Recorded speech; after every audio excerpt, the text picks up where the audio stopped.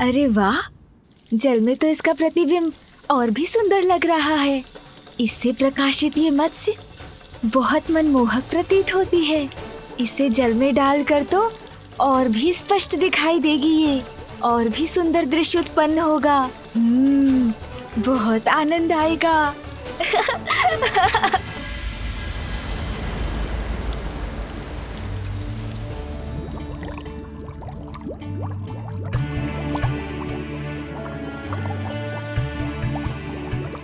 समुद्र देव, क्या आप ये अनमोल मोती देवी पार्वती और उनके पुत्र को उपहार स्वरूप भेंट करेंगे? हाँ मंत्री जी, मैं स्वयं कैलाश लेकर जाऊंगा इन्हें।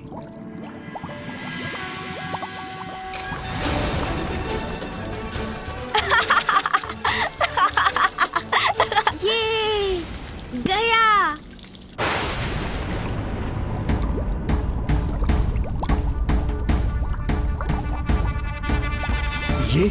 ये अकस्मात क्या हो रहा है? मेरे जल में ये कैसी हलचल हो रही है? और ये प्रकाश कैसा है?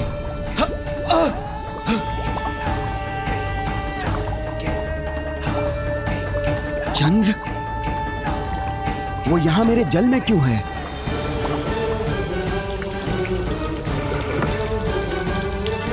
चंद्रमा के प्रकाश से ही मेरे नेत्र चकाचौंध हो रहे हैं।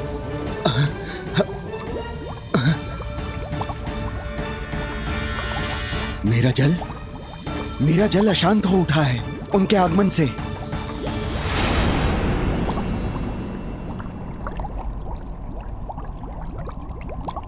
अब पुनः सब शांत हो चुका है।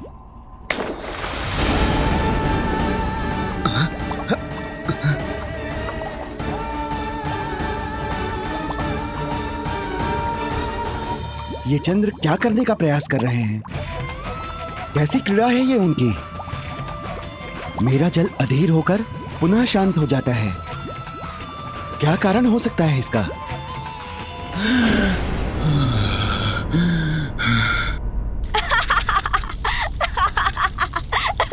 मुक्त करो मुझे, मुक्त करो।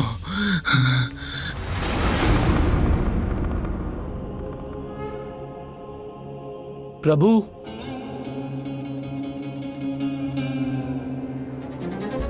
प्रणाम प्रभु। नंदी, कहो, क्या बात है? क्या हुआ है? प्रभु, चंद्रशेखर शेखर चंद्र नहीं है।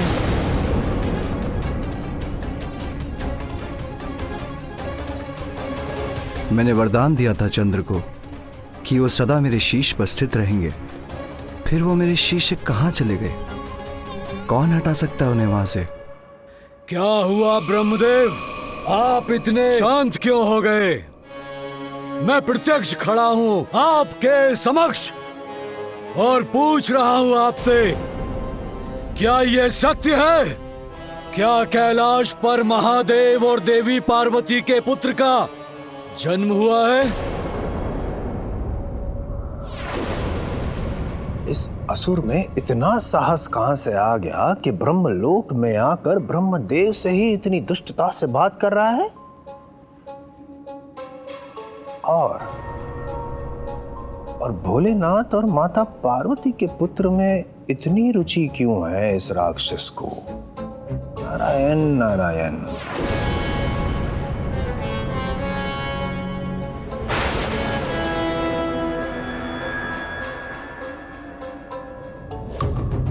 किंतु ये कैसे संभव है? महादेव ने तो वचन दिया था देवताओं को, उनके और देवी पार्वती के संयोग से उन्हें कोई संतान नहीं होगी। यदा यदा हि धर्मस्य ग्लानिर्भवति भारतः अभ्युत्थानम् अधर्मस्य तदात्मानं सृजाम्यहम् परित्राणाय साधूनां विनाशाय च दुष्कृताम् धर्म संस्थापनार्थाय संभवामि युगे युगे।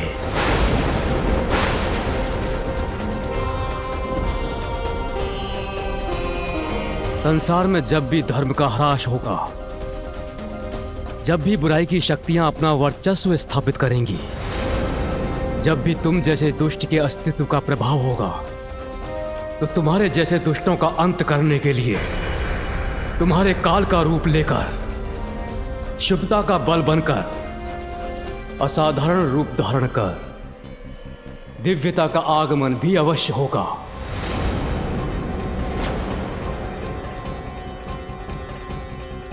कैलाश में महादेव और देवी पार्वती के पुत्र के रूप में जिसका जन्म हुआ है, वो ही तुम्हारा अंत करेगा सिंदूरा।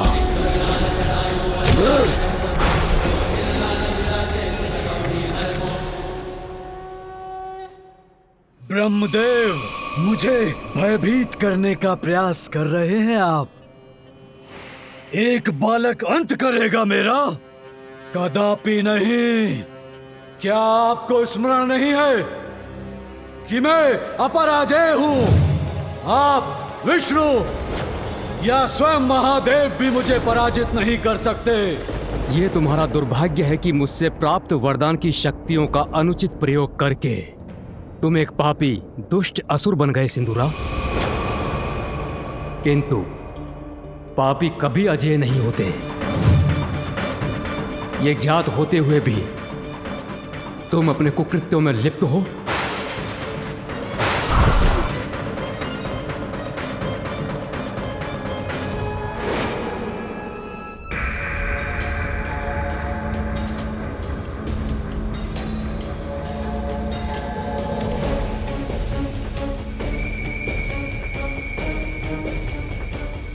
ब्रह्मदेव, प्रतीत होता है कि आपकी बुद्धि आपका साथ छोड़ चुकी है। भूल रहे हैं आप।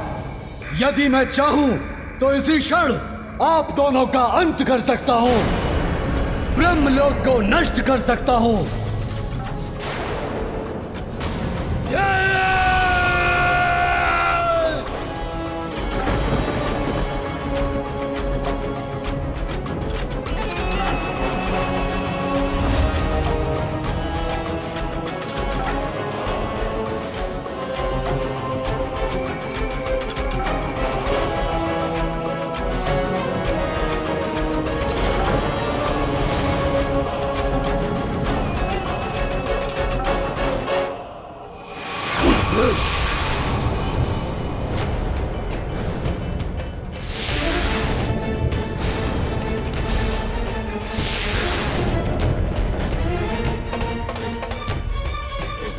बस सिंदूरा, बहुत हुई तुम्हारी धृष्टता। सृष्टि के रचयिता ब्रह्मदेव का अपमान करने का दुस्साहस कैसे किया तुमने? देवी,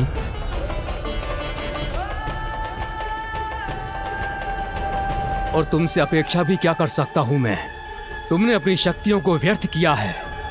संस्कार विहीन तो तुम थे ही, किंतु अब तुम्हारे बल से उत्पन्न अहंकार और तुम्हारी दुष्ट प्रवृत्ति ने तुम्हारा सर्वनाश सुनिश्चित कर दिया है। ब्रह्मदेव ने मुझे वरदान तो बहुत दिए, किंतु प्रतीत होता है संस्कार देना भूल गए। अपना कर्तव्य उचित प्रकार से नहीं निभाया इन सृष्टि रचयिता ने।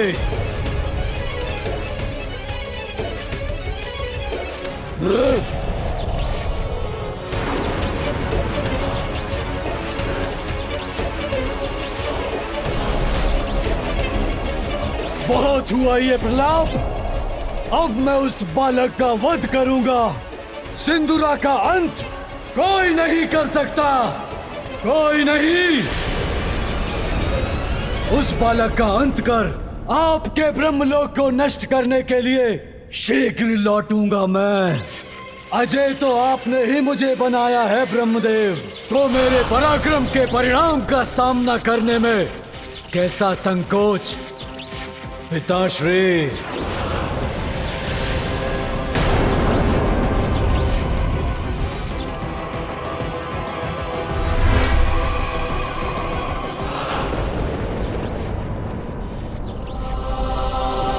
ये मेरी सबसे बड़ी भूल का प्रत्यक्ष रूप है। ब्रह्मदेव, क्या सुना मैंने अपने कानों से? नारायण नारायण। उस दुष्ट राक्षस ने भी आपको पिता कहकर संबोधित किया? आप ही उस दुष्ट दानव के पिता हैं? नारायण नारायण। मैं आपके सभी प्रश्नों का अवश्य उत्तर दूंगा देवर्षि, किंतु इसके पूर्व मुझे उसकी उपस्थिति से दूषित हुए ब्रह्मलोक को पुनः पवित्र कर लेने दीजिए।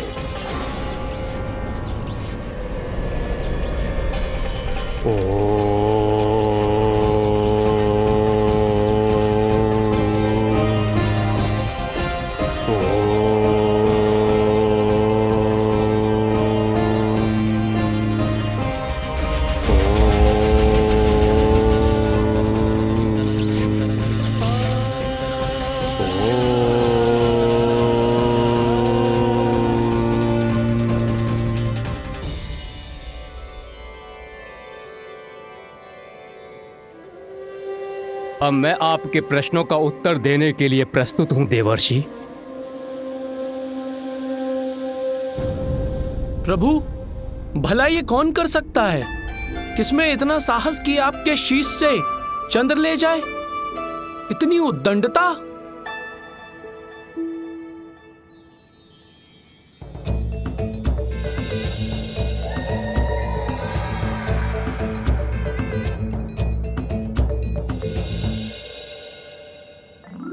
अवश्य मेरा पुत्र ही चंद्र को ले गया होगा।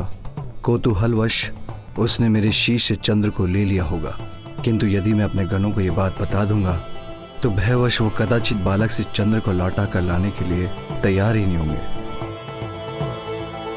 तुम सभी जाओ और शीघ्र चंद्र को ढूंढ कर लाओ। जी प्रभु।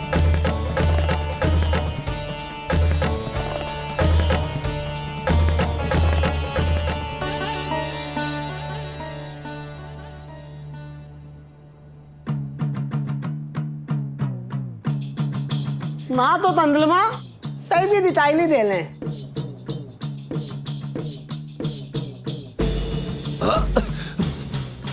अरे क्या कर रहे हो तुम लोग?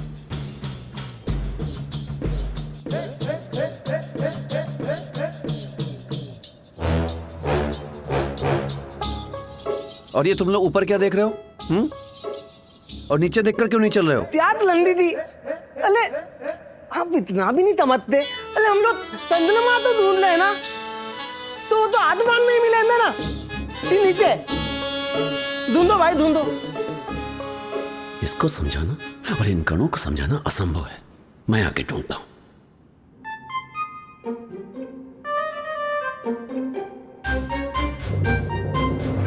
अल्लाह क्या तल्ला है भाई, देखते तलना।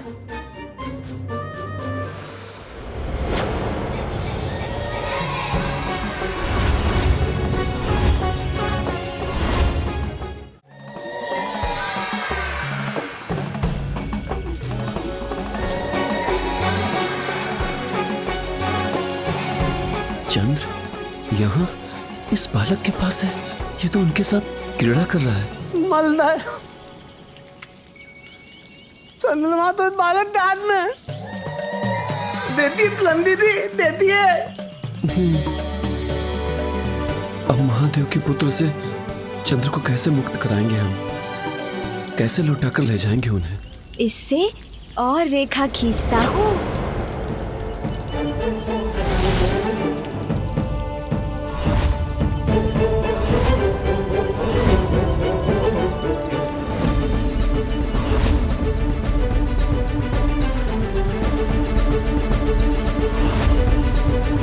ये तो फिर से रेखा खींच रहा है। नहीं श्रृंगी, इसे छेड़ना उचित नहीं।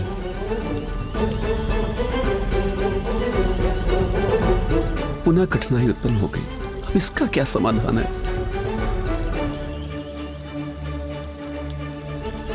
अन्य कोई गण भी इसकी ओर नहीं बढ़ेगा, किंतु प्रभु के आदेश का उल्लंघन भी ना हो, साहस जुटा के मैं ही आगे बढ़ पाऊं। ये सुंदर है।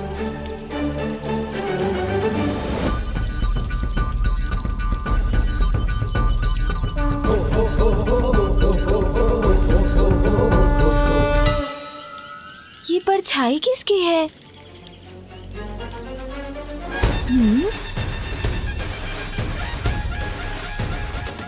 कौन है?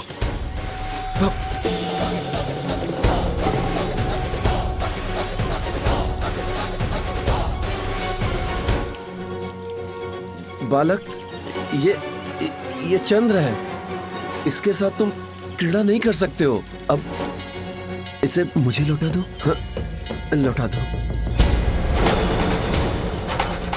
महातेजस्वी और शक्तिशाली हूँ मैं। मेरा ये अस्त्र जिससे मैं सभी दुष्टों का अंत करूँगा, इसे मैं किसी को नहीं लौटाऊंगा।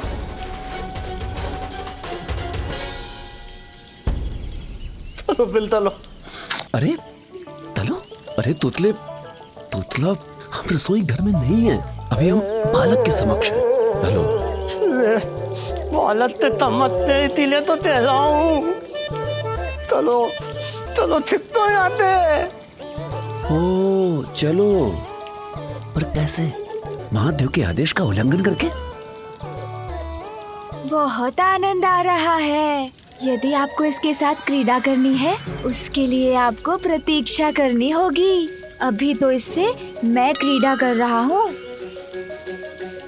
जब तक मेरा मन नहीं भर जाए, मैं इसे किसी को नहीं लौटाऊंगा। देखिए ना, मैं अभी आपको कुछ दिखाता हूँ। तितली बोलता भूल जाते हो। चलो ठीक तो आते। भादो यहाँ से भादो। अरे तोतला, कौन सी तितली और किसके बाल? हम यहाँ इसके हाथ में चंद्र की बात कर रहे हैं और ये काप है कि? अरे नहीं श्रृंगी जी, ये कह रहे हैं कि पिछली बार भूल गए क्या, इस बालक से उलझने का क्या परिणाम हुआ था?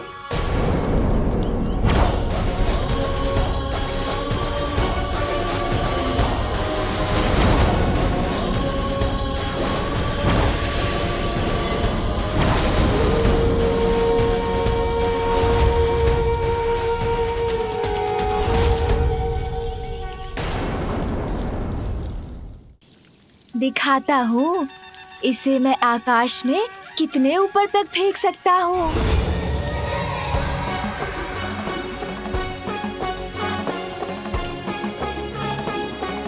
देखिए।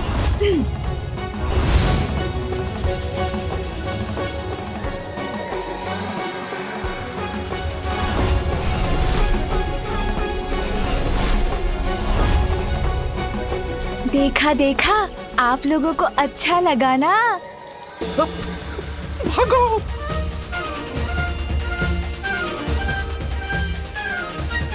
और दिखाऊं?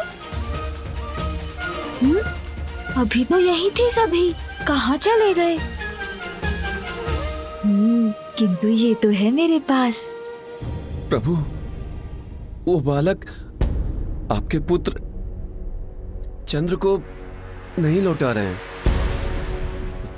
हमने उनसे चंद्र को लौटाने के लिए कहा तो उन्होंने उत्तर दिया कि वो चंद्र के साथ क्रीड़ा कर रहे हैं।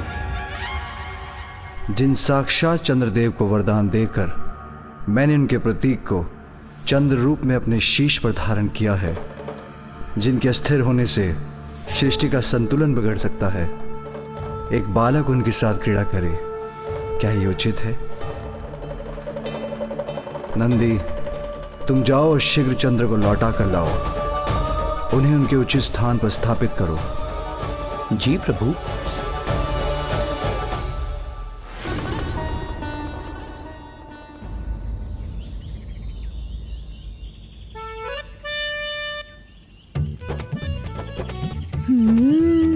मुझे तो इस क्रीड़ा में बहुत आनंद आ रहा है। इसे पुनः उछाल कर देखता हूँ।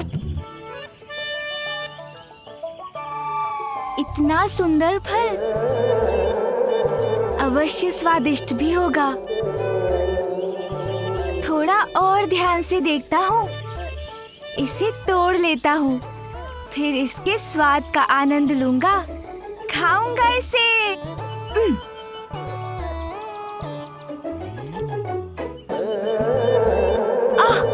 ऊंचाई पर लटका है, मेरी पकड़ में ही नहीं आ रहा। ऐसे तो नहीं तोड़ सकूंगा, कोई युक्ति लगानी होगी।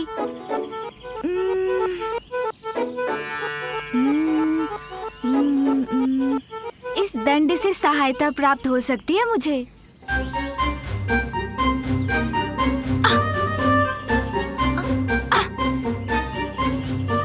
सोच तो रहा हूँ, किंतु लक्ष्य नहीं साध पा रहा हूँ। कुछ और करना होगा।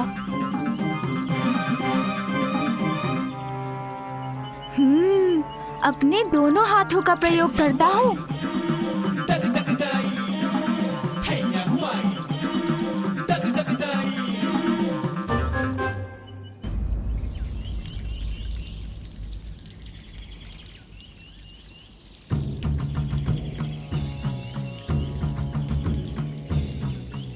बालक को यहीं कहीं होना चाहिए। यहां से अधिक दूर तो नहीं जा पाया होगा।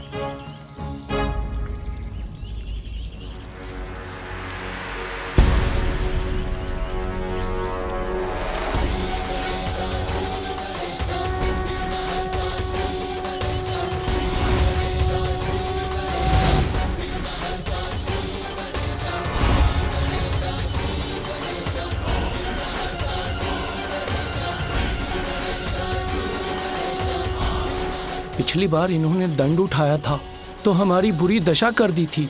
इस बार न जाने क्या कर बैठे। अब मैं प्रभु की आज्ञा का पालन कैसे करूं? इनसे चंद्रमा कैसे प्राप्त करूं?